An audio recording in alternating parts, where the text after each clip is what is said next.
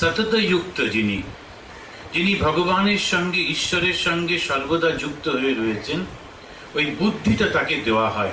ওটাই হচ্ছে আসল কথা। ওই বুদ্ধিটা আমাদের ঠিক হয় না।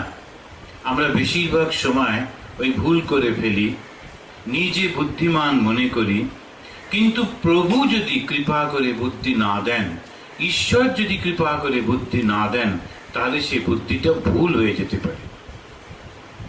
তো সেই জন্য তেষাম সতত যুক্তানাম, ভগবান শ্রীকৃষ্ণ গীতাতে বলছেন, যারা সদা সর্বদা আমার সঙ্গে যুক্ত হয়ে রয়েছে, সতত যুক্তানাম, যারা সব সময় আমাকে ডাকছে, ভগবানকে ডাকছে, তাকে আমি কি করি? তাকে আমি শুধু বুদ্ধিটা দিয়ে দিই। দেখুন ঠাকুরের কিরকম, ভগবান আমাদের কি করেন, সব কিছু করে দেন না, কিন্তু তিনি শুধু আমাদেরকে একটু বুদ্ধি দিয়ে দেন। ওই বুদ্ধিটাই হচ্ছে আসল। এই বুদ্ধিটাই একটু এদিক ওদিক হয়ে গেলে সব নষ্ট হয়ে যায়। প্রত্যেকের বুদ্ধি আছে, আমরা প্রত্যেকেই খুব ধুরন্ধর, প্রত্যেকেই বুদ্ধিমান, প্রত্যেকেই বিচারশীল, প্রত্যেকেই চিন্তা করি, কিন্তু যদি প্রভুর কৃপা না হয়, ঈশ্বরের দয়া না হয়, গুরুর আশীর্বাদ না হয়, তাহলে সঠিক বুদ্ধি হয় না।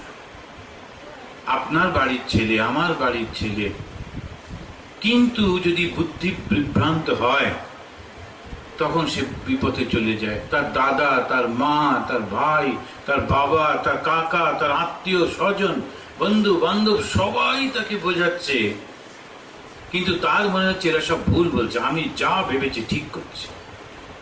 সে ওই কতগুলো বদমাইশ নেশাড়ু, তাদের বুদ্ধিতেই সে চলে গেল, কিছুতেই তাকে রাখা গেল না। একটা বড় ঘটনা চলছে এখন ভারতবর্ষে, সব পেপারে, টেলিভিশনে তার সম্বন্ধে আলোচনা হচ্ছে, ওই বুদ্ধির বিভ্রম। সেই জন্য বুদ্ধিটা হচ্ছে সব থেকে দামি জিনিস, বড় জিনিস। বুদ্ধি যদি ঠিক ঠিক না হয় তো সব চলে গেল।